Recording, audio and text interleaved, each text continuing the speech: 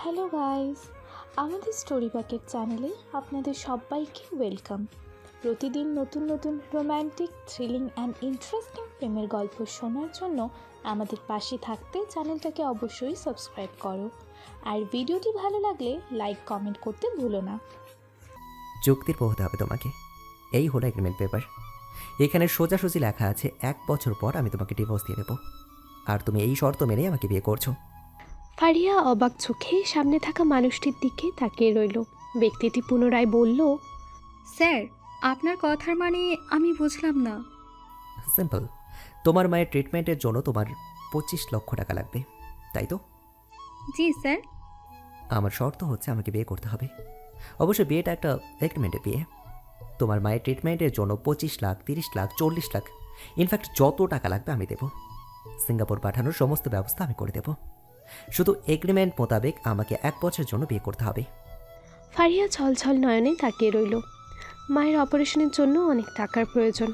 একটা বিজ্ঞপ্তি দেখে ফারিয়া এসেছে রিহানের সাথে দেখা করতে। সেখানে বলা হয়েছিল 10 লাখ টাকার একটা চুক্তি হবে। তাই কোনো কিছু না ভেবেই ছুটে আসে সে। কালো ডাক্তার বলেছে সিঙ্গাপুরে ট্রিটমেন্ট করালে ওর মা ভালো হয়ে যাবে, আর তার জন্য প্রয়োজন 25 লাখ টাকা। মিস ফারিয়া, আপনি কি রাজি? ফারিয়া চেয়ার থেকে উঠে দাঁড়ালো। কাঁধের মলিন ব্যাগটা তুলে নিয়ে বলল, আই এম সরি স্যার, আমি এই ধরনের এগ্রিমেন্টে রাজি নই। আমি আসছি। Hats your wish. ফারিয়া চলে গেল। রিহান তাচ্ছিল্য হেসে চেয়ারে মাথা এলিয়ে দিল। প্রচণ্ড যন্ত্রণায় মাথা যেন ফেটে যাচ্ছে। গত 7 দিন ধরে ঘুম হচ্ছে না। হন্তদন্ত হয়ে পেপারে গোপন নিউজটা ছাপিয়েছে। অনেকেই আসে, কিন্তু রিহানের কাছে সবাইকেই ইরিটেট লাগছে। ফারিয়া নামক মেয়েটিকে যোগ্য মনে হয়েছিল, কিন্তু মেয়েটা শর্ত শুনেই লাপাত্তা হয়ে গেল। মাথা যন্ত্রণায় অসহ্য লাগছে সব। কপালে ধীর হস্তে মালিশ করতে করতে কারো নাম্বারে ডায়াল করলো সে। Hi sweeter, I am sorry. Actually বিয়েটা নিয়ে আমি প্রচণ্ড চাপে আছি। ও বেবি প্লিজ, 1 বছরই তো, ম্যানেজ করো কোনোভাবে। তুমি তো জানোই আমি আমার কোর্সটা কমপ্লিট না করে বাংলাদেশে ব্যাক করতে পারছি না। I know that, but yeah how can I manage? Mom আর ড্যাড তো উঠে পড়ে লেগেছে আমার বিয়ের জন্য। ওফ রিহান, এত টেনশন করছো কেন? তুমি তো বললে এগ্রিমেন্টে বিয়ে করবে, তাহলে সমস্যাটা কোথায়? অ্যাকচুয়ালি নো মোর ওয়ার্ডস। আমি তোমাকে ট্রাস্ট করি ডার্লিং। আই নো তুমি কোনো মেয়েকে টাচ করবে না। Thank you sweater. ওকে, এখন রাখছি কেমন? ব্যস্ত নগরীর ফুটপাত ধরে হেঁটে যাচ্ছে ফারিহা, চোখে অশ্রুর ধারা। পরিস্থিতি আজ ওকে কোথায় নামিয়ে আনলো? টাকার জন্য একটা মানুষের চুক্তির বউ হবে? ফারিয়ার ইচ্ছে হচ্ছে মাটিতে পা ছড়িয়ে কান্না করতে। বাবার কথা আজ খুব করে মনে পড়ছে। 1.5 বছর আগেও বাবা নামক মানুষটার ছায়া ছিল। মধ্যবিত্ত সংসারে হেসে খেলে জীবন পার করেছিল, কিন্তু বাবার হঠাৎ করে চলে যাওয়া যেন সমুদ্রের ঢেউ হয়ে ওদের ওপর পড়ল। দাদার সম্পত্তি থেকে বঞ্চিত করা হলো ওর কোনো ভাই নেই বলে। বাবার যা ছিল তা বিক্রি করে চলে আসলো ঢাকা শহরে। এখানে এসে কোনো মতে এইচএসসি পরীক্ষা দিল। মায়ের হঠাৎ অসুস্থতায় আরও এলোমেলো হয়ে গেল। পড়া হলো না ভার্সিটিতে। যা টাকা ছিল তা মায়ের চিকিৎসাতেই শেষ হয়ে গেল। কিন্তু হাই কপালের দুঃখ কি আর সহজে যায়?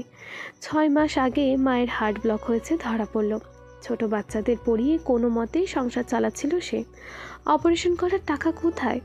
মাসখানেক আগে কিডনির সমস্যাও ধরা পড়ল। সব এলোমেলো হয়ে গেল। মাকে জীবিত দেখতে হলে প্রয়োজন প্রায় 25 লাখ টাকা। ফারিহা আপন মনে ভাবতে ভাবতে বাসায় চলে আসলো। ছোট 3 চালের এক বাসাতে ভাড়া থাকে। আশেপাশে সব কিছুই বস্তির মতো। দরজা খুলে রুমে ঢুকতেই মায়ের খ্যাক খ্যাক কাশির শব্দ। ফারিহা ছুটে গেল মায়ের কাছে। মা মলিন বিছানাতে শুয়ে আছে। ফারিহার 2 চোখ ভরে উঠল। মা কিছু বলতে যাবে, তখনই কাশি উঠে গেল। কাশতে কাশতেই মুখ দিয়ে রক্ত বের হয়ে আসলো। ফারিহা বিচলিত হয়ে পানি খাওয়ালো। মা লম্বা করে শ্বাস টানতে লাগলেন। ফারিহা মায়ের পিঠে হাত বুলিয়ে যাচ্ছে। আমি বোধহয় আর বাঁচবো না রে। মা, এমন কথা একদম বলবে না। তুমি বাঁচবে, অনেক বছর বাঁচবে। তুমি না বাঁচলে আমাকে কে দেখবে বলো তো? আমার জন্য তোমাকে বাঁচতে হবে মা। কথাগুলো বলতে বলতে মাকে জড়িয়ে ধরল ফারিহা। চোখ দিয়ে নোনা জলের ধারা নেমে যাচ্ছে। মা খ্যাক খ্যাক করে কাঁদতে লাগলেন। ফারিহা ধীর হাতে পিঠে মালিশ করলো। কাশি থামতেই ফারিহা মাকে শুইয়ে দিল। অত টাকা কোথায় রে মা? আমি জানি আমার বড় কোনো অসুখ হয়েছে। এমনটা বলতে নেই মা, তোমার শরীরে এমনি কিছু সমস্যা আছে। অপারেশন করালে তুমি একদম সুস্থ হয়ে যাবে। অপারেশনের টাকা পাবো কোথায়? তুই দিনরাত খেটে সংসার চালাচ্ছিস, আর কি করবি রে মা? ফারিয়া শুকনো হাসলো, মায়ের বুকে মাথা রেখে বলল, তোমাকে আমি বাঁচাবো মা, তোমার ট্রিটমেন্টের ব্যবস্থা হয়ে যাবে। তুমি অত ভেবো না তো, এখন রেস্ট নাও। মাকে সান্ত্বনার বাণী শুনিয়ে দ্রুত পায়ে ওয়াশরুমে ঢুকলো ফারিহা। পানির কল ছেড়ে দিয়ে অঝরে কাঁদতে লাগলো। জীবন এত কঠিন কেন? বাইরে থেকে চিকিৎসার চেঁচামেচি শুনে বেরিয়ে আসলো ফারিহা। দরজা খুলতেই মধ্যবয়সী এক মহিলা বললেন, কতবার কইতে হইব পানি কম খরচ কর, মাসে পানি বিল কত আহে খেয়াল আছে? 3 মাসের ভাড়াও তো বাইজা আছে। নেহাতি মা মেয়ে বছর দেড়েক ধরে থাকোস, তাই এখনো থাকতে দিছি। মাফ করবেন খালা, আর বেশি পানি খরচ করব না। যা, সামনের মাসে কিন্তু ভাড়া দিতে হবে, না হলে বাসায় আর থাকতে পারবি না। ফারিহা মাথা জাকিয়ে সম্মতি জানালো। ভদ্রমহিলা প্রতি মাসেই এমন কথা বলেন, কিন্তু মাস শেষে বাসা থেকে বের করে দেন না। বাইরেটা উগ্র মেজাজের হলেও ভেতরে সুন্দর এক মন রয়েছে। সে মৃদু হাসলো, কৃতজ্ঞতার চোখে ভদ্রমহিলার যাওয়ার পানে তাকিয়ে রইল। স্যার, স্যার সকালের মেয়েটা আপনার সাথে আবার দেখা করতে এসেছে। কোন মেয়েটা? ওই যে ফর্সা চিকন মেয়েটা, কি যেন নাম? ফারিয়া? Yes sir. ভেতরে পাঠিয়ে দাও। লোকটা চলে যেতেই রিহান ভ্রু কুচকে চেয়ার ঘুরিয়ে নিল। কেন যেন মনে হয়েছিল ফারিহা আসবে, তবে এত তাড়াতাড়ি আশা করেনি। রিহান তাচ্ছিল্য হাসল। তখন তো বেশ ভাব দেখিয়েছিল, এখন গেল কোথায় এত ভাব? সেই তো রিহান জোয়ারদার মাহিদের কাছে আসতে হলো। প্রথমে নাকচ করার শাস্তি তো পেতেই হবে miss Fariha Afroz. May I come in sir? Yes. গুটি গুটি পায়ে রুমে ঢুকলো ফারিহা। রিহা চেয়ার টেনে উল্টো রেখে বলল, কি দরকার? স্যার অ্যাকচুয়ালি আমি না মানে বলছিলাম যে। ফারিহাকে তোতলাতে দেখে রিহান চেয়ার ঘুরিয়ে নিল। মেয়েটির উদ্দেশ্যে গ্লাসটা এগিয়ে চোখ দিয়ে ইশারা করলো। ফারিয়া ঢকঢক করে পানি গিলে ফেলল। রিহান সামান্য ভাবনাতে পড়ল, মেয়েটার মুখ এতটা শুকনো দেখাচ্ছে কেন? ফারিয়া লম্বা করে শ্বাস নিচ্ছে। রিহান চোখের ইশারায় বসতে বলল, তবে মেয়েটি বসলো না, বরং সমস্ত সংকোচ কাটিয়ে বলল, স্যার আমি এগ্রিমেন্ট পেপারে সাইন করতে রাজি। রিহানের ঠোঁটের কোণজোড়ে মৃদু হাসি দেখা গেল, তবে সে হাসি ভেদ করে সামান্য রগরাগা কণ্ঠে বলল, বাট এগ্রিমেন্টটা তো আমি অন্য কাউকে। রিহানকে কিছু বলার সুযোগ দিল না ফারিহা, সঙ্গে সঙ্গে রিহানের পায়ে লুটিয়ে পড়ল। ঘটনাটা এতটাই দ্রুত ঘটল যে রিহান অবাক চোখে তাকিয়ে রইল। বিষয়টা মাথায় খেলার আগেই ফারিহার কান্না মিশ্রিত গলা ভেসে আসলো। স্যার প্লিজ স্যার, আমার খুব প্রয়োজন, আমার মাকে বাঁচাতে হবে। প্লিজ স্যার, আপনি আমাকে ফিরিয়ে দিবেন না? আপনি যা যা বলবেন আমি তাই করব। প্রয়োজনে 1 বছর কেন, সারা জীবন আপনার বাসার চাকরানি হিসেবে এগ্রিমেন্ট সাইন করব। দয়া করুন আমায়, আমার মাকে বাঁচাতে হবে প্লিজ স্যার। ফারিহার এমন কথাতেই রিহান ভ্রুকুচকে তাকালো। মেয়েটা 25 লাখ টাকার জন্য সারা জীবন চাকরানি হতেও রাজি। তার মনে সত্যি এর মা অসুস্থ। রিহান সামান্য দূরে সরে গেল, গলা ঝেড়ে বলল, ওঠো, তোমার মায়ের অবস্থা কেমন? ফারিহা নাক টানতে লাগলো, গুটিয়ে যাওয়া জামাটা টেনে বলল, ওকে, শান্ত হও, এত হাইপার হওয়ার কোনো প্রয়োজন নেই। আগে আমার কথা শোনো। ফারিহা মাথা কাত করে সম্মতি জানালো। রিহান বসতে বললেই ছট করে বসে পড়ল। ফারিহার দিকে একটা ছবি এগিয়ে দিল রিহান। ফর্সা লম্বা দেখতে স্মার্ট একটা মেয়ে, পরনে ওয়েস্টার্ন ড্রেস, দেখেই বোঝা যাচ্ছে ভীষণ সুন্দরী। ফারিহা ছবিটা দেখে রিহানের দিকে বাড়িয়ে দিল। এটা আমার গার্লফ্রেন্ড।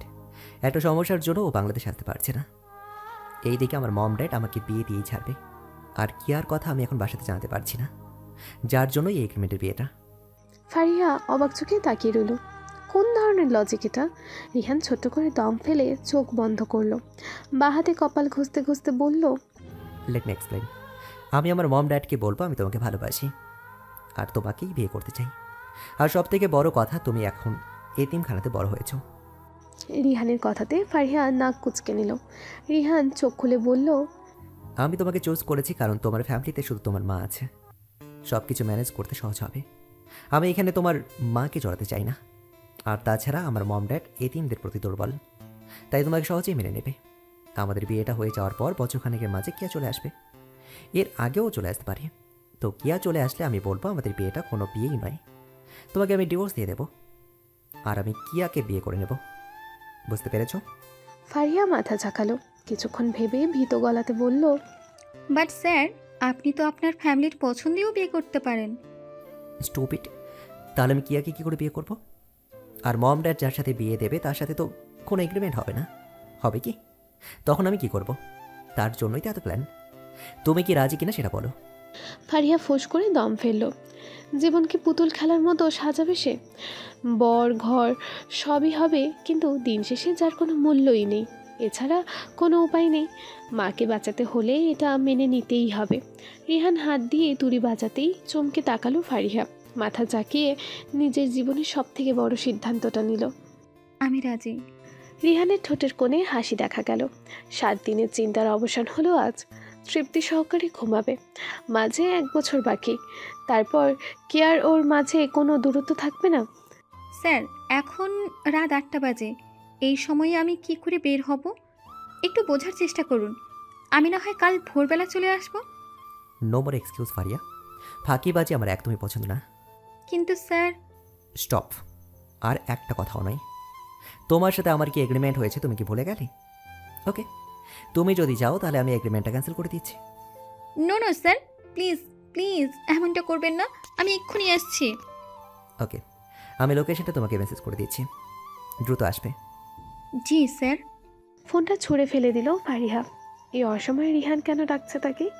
তবে রিহান কি কোনো বাজে মতলব করলো? ফারিহা আর ভাবতে চাইল না, কারণ রিহান তাকে পেপারে সাইন করা মাত্রই 1 লাখ টাকা ক্যাশ দিয়েছে। এখন তাকে সন্দেহ করা মানে প্রতিশ্রুতির খেলাপ। ফারিহা কাঁধে ব্যাগটা নিয়ে মায়ের রুমে গেল।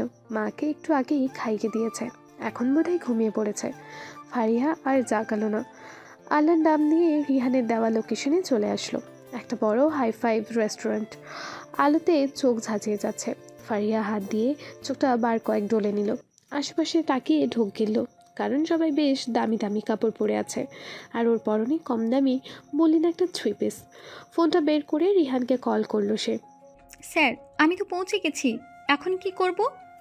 একটু এগিয়ে লেফটে গিয়ে সোজা এগিয়ে যাও, 106 নম্বর টেবিলে চলে আসবে। ওকে? জি স্যার। ফোন রেখে ফারিয়া দ্রুত আগাতে লাগলো।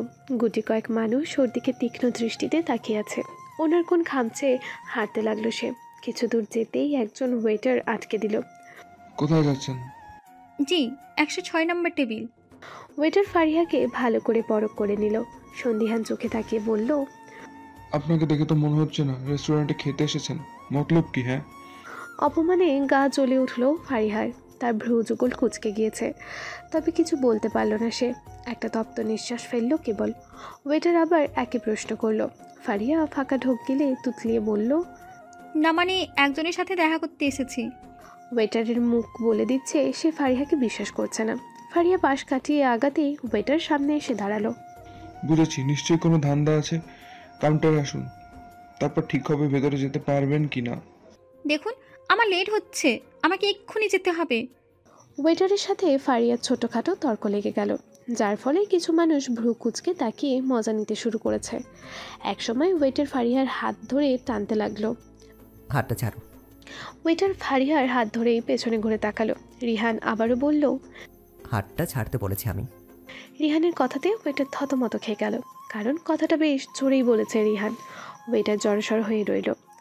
Sir, I am sorry, actually ওনাকে দেখে মনে হলো উনি কোনো ধান্দাতে এসেছেন, তাই আমি কাউন্টারে নিয়ে যেতে যাচ্ছিলাম। ওয়েটারের কথায় স্পষ্ট বিরক্ত হলো রিহান। তার চোখে মুখে রাগেরও দেখা মিলল, তবে ফারিহার দিকে তাকিয়ে আর কিচ্ছু বলল না। মেয়েটি লজ্জায় ডুবে আছে। রিহান হতাশ হলো, কারণ ফারিহার ড্রেস আপ 5 স্টারে আসার উপযুক্ত নয়। তাই গলায় ঝাঁঝ এনে বলল, she is my guest, now get lost. Waiter মাথা নিচু করে চলে গেল। ফারিহা স্বস্তির নিঃশ্বাস ফেলল। আসলে আমি। ফারিহা আর কথা এগোলো না, রিহানের পিছু পিছু হাঁটতে লাগলো। রিহান একটা টেবিলে বসে ফারিহাকে বসতে বলল। মিনিটের মধ্যে একজন ওয়েটার 2টো কোল্ড কফি দিয়ে গেল, সাথে দিল একটা বাটি চাউমিন। ফারিহা কাচুমাচু করতে লাগলো। বড্ড অস্বস্তি হচ্ছে ওর, যদিও টেবিলটা বেশ কর্নারে। চাউমিনটা খাও।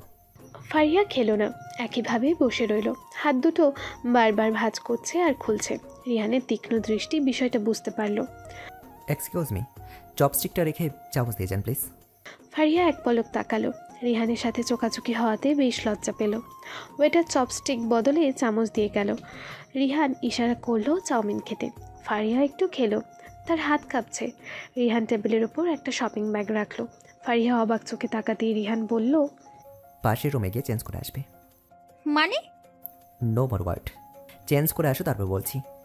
ফারিয়া মায়ের কথা ভেবে কথা বাড়ালো না। মায়ের সুস্থতার জন্য রিহানের সমস্ত কথা শুনতে হবে তাকে। পরিস্থিতি এমন যে রিহান যদি বলে এখন ওর সাথে বেড়ে যেতে, তাইলে তাই যেতে হবে। বিষয়টা ভাবতেই ওর চোখ দুটো ছলছল করে উঠল। আর্থিক সংকট বুঝে মানুষকে নোংরা করে দেয়। এই যে হাত যদি মায়ের অসুখটা না হতো, তবে কি এত টাকার জন্য হলেও রিহানের কাছে আসতো? না, কোনোভাবেই না। সে সম্মানের দিকে এক চুলও ছাড়তে রাজি নয়। তবে পরিস্থিতি তাকে অসহায় করে তুলল। ব্যাগটা নিয়ে রিহানের দেখানো রুমে চলে গেল। রুমটা দেখেই ফারিহার চোখ চড়ক গাছ। বিশাল বড় রুম, একপাশে গোল বেড, লাইটিং সহ কিছুটা প্রকৃতির ছায়াও আছে। মিনিট পাঁচেক পুরো রুমে চোখ বুলালো। এত সুন্দর রুমে কখনোই আসা হয়নি। হাতের ব্যাগটার কথা মনে হতেই মুখটা মলিন হয়ে এলো। ব্যাগটা খুলে একটা ড্রেস পেল। ড্রেসটা কটন কাপড়ের সিম্পল গাউন, তবে অনেকটা সুন্দর। ফারিহা চেঞ্জ করে নিল, সাথে দেওয়া ইয়াররিং, ওয়াচ আর গলায় ছোট পেন্ডেন্টও পরে নিল। চুলগুলো বেঁধে নিয়ে বের হয়ে আসলো। দরজা খোলার আওয়াজে ফারিহার দিকে তাকালো রিহান। ফর্সা রঙের সাথে ব্লু রঙের গাউনটা খুব সুন্দর মানিয়েছে। একটু আগে শুকনো ফ্যাকাশে ফারিহা আর এখনকার ফারিহা যেন আকাশ পাতাল ফারাক। শুধুমাত্র ড্রেস আপের কারণে মানুষের এত চেঞ্জ। রিহান আর ভাবতে পারল না। ভ্রুযুগল কুঁচকে উঠে দাঁড়ালো। ফারিহার কাছে আসতেই দেখলো মেয়েটা হাত মোচড়াচ্ছে, চোখে মুখে দ্বিধার রেখা। রুমে আসো। ফারিহা বড় বড় চোখ করে তাকালো। রিহান আবার বলল, রুমে আসো। মানে? আসতে বলেছে আসো, এত প্রশ্ন কেন করছো? অজানা ভয়ে ফারিহার বুক ধুকপুক করে উঠল। রিহান কি সত্যি তাকে বেডে নিবে? ভাবতেই গা গলিয়ে আসলো, চোখে পানি চিকচিক করে উঠল। এই মেয়ে, এক কথা কতবার বলতে হবে? এ সময়টা ফারিহার চোখের পানি চলে আসলো। বড় দ্বিধা কাজ করছে, তবে মায়ের মুখটাও মনে পড়ছে। সব মিলিয়ে তাকে যে যেতেই হবে। চোখের পানি আড়াল করে কাপা স্বরে বলল, আসছি স্যার। ফারিহার রুমে যেতেই রিহান বেডে গিয়ে বসলো। মেয়েটা নিজের মনকে শক্ত করার চেষ্টা চালাচ্ছে, কিন্তু কিছুতেই কিছু হচ্ছে না। সে মানুক আর না মানুক, এখন রীতিমতো রিহানের গোলাম সে। রিহান যা বলবে তাই করতে হবে। রিহান ভ্রু কুঁচকে ফারিহাকে দেখতে লাগলো। মেয়েটা কেমন জানো, একটা কথা 10 বার করে বলতে হয়। হাজার চেষ্টা করেও নিজেকে দমাতে পারছে না ফারিহা। এক হাতে জামা খামচে ধরলো। একটু পর হয়তো পৃথিবীর সব থেকে নিকৃষ্টতম আচরণে সায় দিতে হবে। ভাগ্য বড় বিচিত্র রঙা। রিহান ধীর পায়ে এগিয়ে আসলো। ফারিহা জড়সড় হয়েই দাঁড়িয়ে রইল। রিহান যত এগোচ্ছে বুকটা তত পুড়ছে, চোখ দুটো কেমন ভিজে যাচ্ছে। রিহান ফারিয়ার কাছে এসে গলা থেকে এক টানে ওড়নাটা নিয়ে গেল। ফারিয়া নিজেকে আড়াল করতে চেয়েও করলো না, শুধু চোখ বুজে ঠোঁট কামড়ে রইল। গায়ে কোনো স্পর্শ না পেয়ে অবাক হলো। কয়েক সেকেন্ড পর চোখ খুলে দেখলো রিহান ওড়নাটা সুন্দর করে ভাঁজ করছে। চোখে মুখে বিরক্তি। পুরো বিষয়টা ফারিহার মাথার ওপর দিয়ে গেল। রিহান ভাঁজ করা ওড়নাটা ফারিহার কাঁধের একদিকে দিয়ে দিল, সাথে চুলগুলো খুলে ফেলল। 3 ভাগের 1 ভাগ চুল এনে অন্য পাশ দিয়ে দিল। মেয়েটা এখনও অবাক চোখে রিহানকে দেখছে। ও কি ভেবেছিল আর কি হলো? রিহান ঠোঁটে দাঁত চেপে ফারিহাকে দেখে নিল। নাও পারফেক্ট। স্যার, আমি কিছুই বুঝতে পারছি না। আমাদের ছবি তুলতে হবে, লাইক বয়ফ্রেন্ড গার্লফ্রেন্ডের মতো। তোমাকে তো হাতে ধরে সব শিখে দিতে হচ্ছে।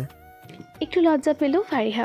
তাকে 2 বার বলার পরও বোঝেনি সে, তাই রিহান নিজ থেকে ঠিক করে দিল। ছবির কথাটা মাথায় আসতেই ফারিহা বলল, কেন? ছবি কেন তুলতে হবে?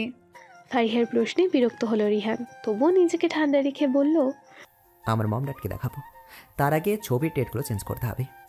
আমার মম ড্যাড জানে যে আমি তোমার সঙ্গে গত 1 বছর ধরে রিলেশনে আছি। ও, কিন্তু আমার সাথে তো। স্টপ, অনেক কথা বলো তুমি। মনে রাখবে, বেশি কথা বলা আমার একদমই পছন্দ নয়।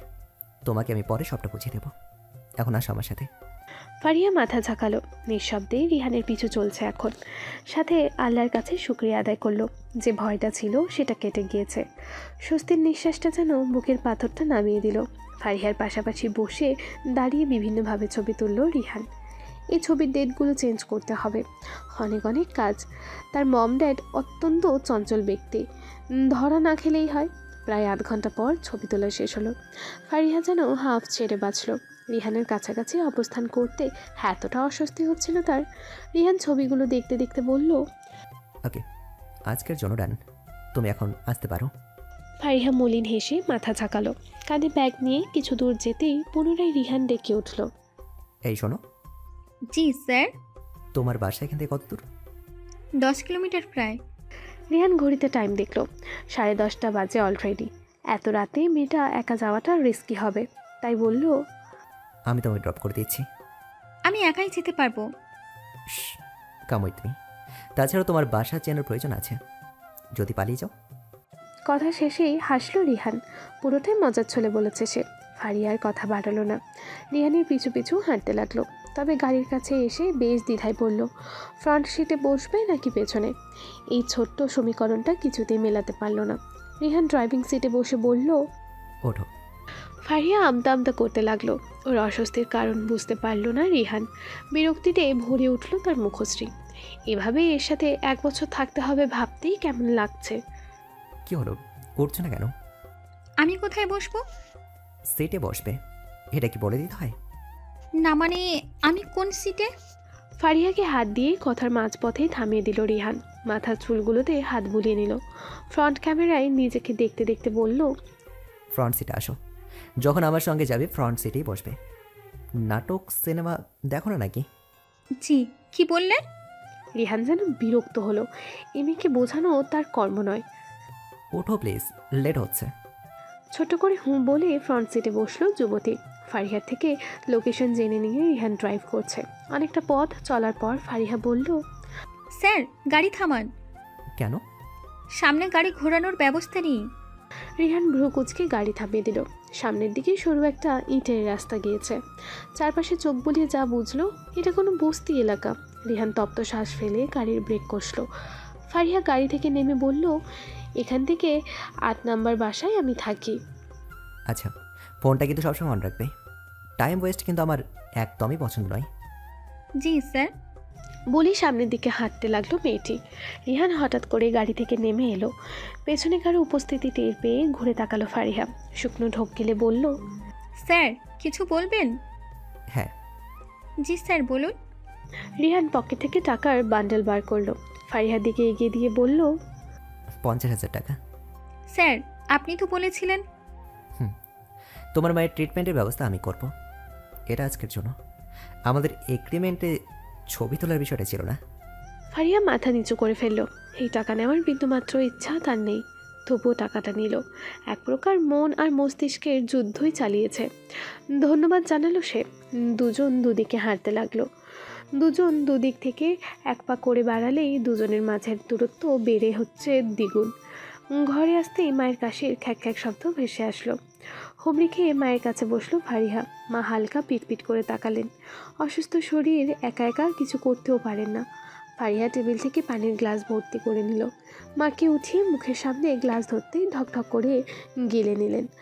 ওনার কোণ দিয়ে মায়ের মুখ মুছে দিতেই রুগ্ন কণ্ঠে মা বললেন, কোথায় গিয়েছিলি ফারিয়া? একটু বাইরে ছিলাম মা, বলেছিলাম না একটা কাজ পেয়েছি, ওইটার জন্যই গিয়েছিলাম। কাঁপা কাঁপা হাতে মেয়ের সমস্ত মুখে হাত বোলালেন। ফারিহার দৃষ্টি স্থির, তবে মায়ের হাল চাল বুঝে উঠতে পারল না। কিছু বলবে মা? আমি জানি তুই কোনো বাজে কাজের সাথে যুক্ত নেই, তবুও এত রাতে কি কাজ থাকতে পারে? একটা মিটিং ছিল মা, যে স্যার আমাকে কাজ দিয়েছিলেন তারই সাথে মিটিংয়ে এসেছিলাম। মা হয়তো কথাটা বিশ্বাস করলেন, তবে কোথাও একটা চাপা ব্যথা অনুভব হচ্ছে। মলিন মুখে মেয়ের দিকে তাকিয়ে রইলেন তিনি। হে যে তার গর্ব, অথচ ফারিহার জন্মের পর ওর দাদি 2 চোখে সহ্য করতে পারেননি। দাদা সব সম্পত্তি থেকে বহিষ্কার করলেন, আর বাবার টাকা পয়সার বেশিরভাগ অংশ ছিল দাদির কাছে, সেটাও দিলেন না। এক কাপড়ে সবাইকে বের করে দিলেন ওনারা। সেসব ভাবতেই বুকের ভেতর কেমন করে উঠল। ফারিহার মায়ের 2 চোখ নোনা জলে ভরে উঠল। ছেলে হলেই কি সুখ হয়? এই যে তার মেয়েটা তার কাছে সুখের দুনিয়া। এত কষ্টের মাঝেও মেয়েটার মায়াবী মুখখানা হৃদয়ে শীতল আবহাওয়া এনে দেয়। মায়ের অশ্রুসিক্ত মুখটা দেখে ব্যস্ত হয়ে পড়ল ফারিহা। মায়ের ভেজা পাপড়িতে হাত রেখে বলল, কাঁদছো কেন? তুই খুব ভালো মেয়ে রে মা, আমার জীবনে দেখা সেরা সন্তান তুই। ফারিয়া ফ্যাল করে তাকিয়ে রইল। চোখ দুটো কেমন ভেজা ভেজা লাগছে। চোখে যে পানি আটকালো সে। মুখে হাসি ফুটিয়ে বলল, মাসখানিকের মধ্যেই আমি তোমাকে সিঙ্গাপুর পাঠাবো মা। তুমি একদম সুস্থ হয়ে যাবে, এত চিন্তা করো না তো। সিঙ্গাপুর? এত টাকা পাবি কোথায়? স্যার তোমার সমস্ত চিকিৎসার খরচ দেবেন। এই যে আজও 50,000 টাকা দিয়েছেন। টাকাগুলো মায়ের হাতে দিয়ে ফ্রেশ হতে চলে গেল ফারিহা। মা অবাক চোখে তাকিয়ে রইল। এত টাকা কেন দিবে কেউ? কি এমন কাজ করে ফারিহা? প্লিজ কিয়া, তুমি তাড়াতাড়ি এসে ট্রাই করো। আমার এই বিয়ে খেলা একদমই ভালো লাগছে না। তুমি বললে আমি তোমার ওপর ডিপার্টমেন্টের সাথে কথা বলতে পারি, যা লস হবে আমি সব দিয়ে দেবো। তবু ওফ রিহান, প্লিজ থামবে। দেখো বেবি, আমি ওনাদের কথা দিয়েছি। তুমি তো জানো আমি কথার খেলাফ করি না। 1 বছরই তো, প্লিজ ম্যানেজ করে নাও। শুধু পড়াশোনা হলে আমি চলে আসব। এখানকার বিজনেসটা আমার জন্য গুরুত্বপূর্ণ রিহান। কিন্তু কিয়া। আহা, কোনো কথা নয়। বাংলাদেশের রাত 1টা বাজে। প্লিজ জান, শুয়ে পড়ো। অসুস্থ হয়ে যাবে তো। রাখছি, কেমন? রিহান ফোনটা ছুঁড়ে ফেলে দিল। আর যাই হোক, ওদের সম্পর্কে কথাটা বাসায় জানালেই তো হয়। কিন্তু কিয়া বারবার বারণ করছে। ডিভানে জোরে লাথি মেরে রুম থেকে বের হলো সে। এতটা অসহ্য লাগছে তার। ইরফান জোয়ারদার ড্রয়িং রুমে বসেছিলেন। ছেলেকে করিডোর দিয়ে পায়চারি করতে দেখে উঠে দাঁড়ালেন। একবার ভাবলেন ওপরে যাবেন, কিন্তু কি ভেবে যেন গেলেন না। গলা উঁচিয়ে রিহানকে ডেকে নিলেন। বাবার সামনে এসে রিহান চুপ করে রইল। বাবাকে ভয় না পেলেও ভীষণ সমীহ করে চলে। আর তার জন্যই এত সব নাটক করতে হচ্ছে। কারণ বাবা যদি কাউকে কথা দিয়ে ফেলেন, তখন রিয়ান তো বিয়ে করতে পারবে না। আর তার বাবার সম্মানটাও ধুলোয় মিশে যাবে। এত রাতে করিডোরে কি করছিলে? ঘুমাওনি কেন? ড্যাড ঘুম আসছিল না। তুমি এত রাতে এখানে যে, কোন সমস্যা? সমস্যা নয়, তবে ভাবছিলাম। হ্যাঁ, কি এমন ভাবনা যে এত রাতে ভাবতে হবে? ইরফান জোয়ারদার ফোঁস করে শ্বাস ফেললেন। লুকিয়ে রাখা দীর্ঘশ্বাসটা বেরিয়ে এলো। রিহান উত্তর শোনার জন্য অপেক্ষা করছে। ছেলে 27 পেরিয়ে 28-এ পা দিয়েছে, এখনো বিয়ে করলো না। প্রায় 4 বছর হলো পড়াশোনা কমপ্লিট করেছিস, চিন্তা হওয়ার কথা নয়? বিরক্তিতে রিহানের মুখশ্রী বিবর্ণ হয়ে গেল। এক কথা হাজারবার বলেছেন ভদ্রলোক। প্রথমত, রিহানের বিয়ের বয়স পেরিয়ে যায়নি। আর দ্বিতীয়ত, তার পড়াশোনা বেশ এগিয়েছে, যার জন্য অল্প বয়সে গ্র্যাজুয়েশন কমপ্লিট হয়ে গেছে। তাছাড়া রিহান তো এখনও অন্য বিষয়ে বিদেশে পড়াশোনা করে যাচ্ছে।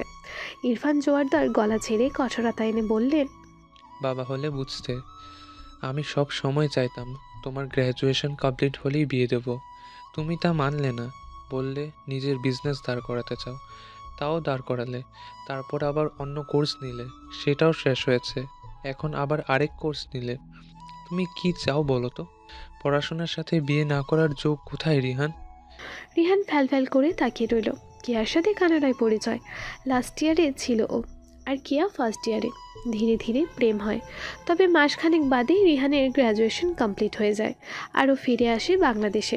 যদিও প্রায় কানাডাতে কিয়ার সাথে দেখা করতে যেত। 4.5 বছরের প্রেমে 4 বছর ধরেই বিয়ের কথা বলছে রিহান। কিন্তু কিয়া পড়াশোনা কমপ্লিট না করে বাসায় বিয়ের কথা জানাতে পারবে না।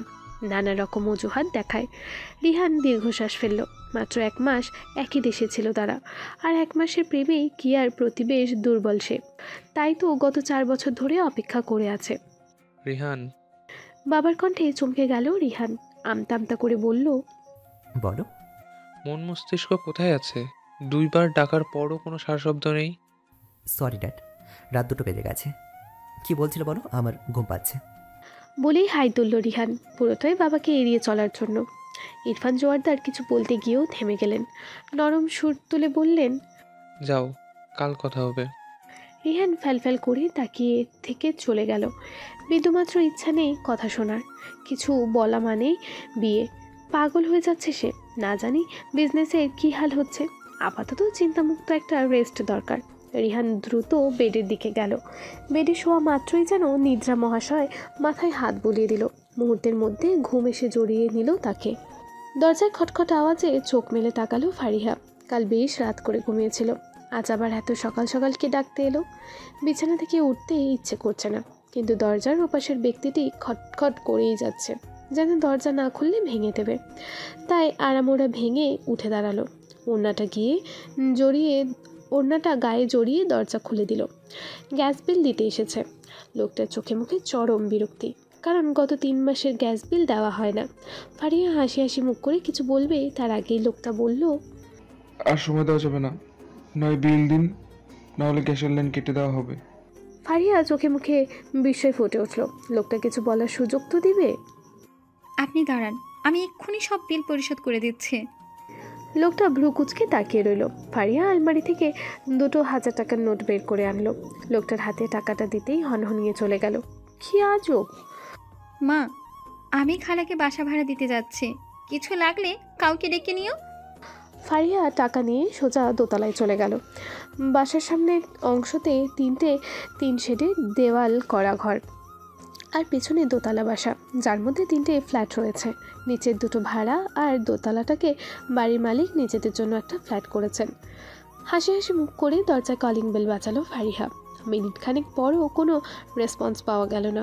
আবার কলিং বেল চাপলো। এক কর্কশ কণ্ঠ ভেসে আসলো, আসছি আসছি। এই সকালবেলা রান্নাবান্না কিছু করতে হয় তো নাকি?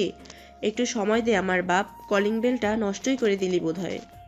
ফারিয়া খালার কথা শুনে ফিক করে হেসে দিল।